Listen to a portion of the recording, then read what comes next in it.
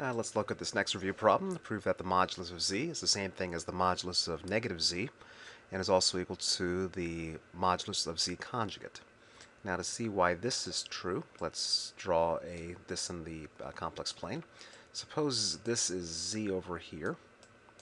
Then by definition negative z is what I get when I flip the real and imaginary parts, and so negative z would be over here someplace.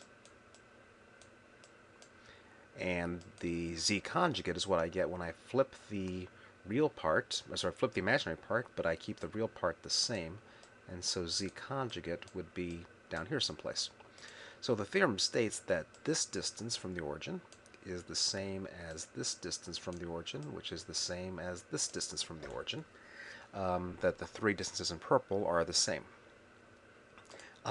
Looking at the picture, that looks halfway reasonable, especially if I had drawn this more accurately.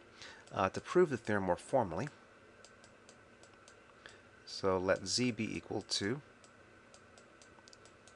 a plus bi. Then the modulus of z, absolute value of z, would be equal to the square root of a squared plus b squared. Okay. Well, let's take a look at the other two parts. The modulus of negative z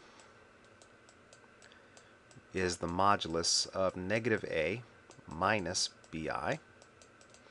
So by definition, that's equal to the square root of negative a quantity squared plus negative b quantity squared, which is also equal to the square root of a squared plus b squared.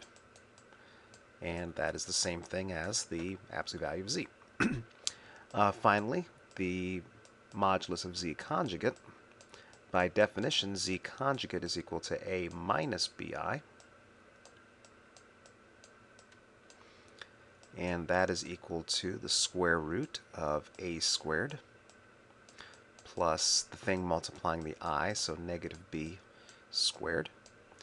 And squaring the negative gives me square root of a squared plus b squared. And so all three of these things are the same. Therefore, the modulus of z is equal to the modulus of negative z equals the modulus of z conjugate.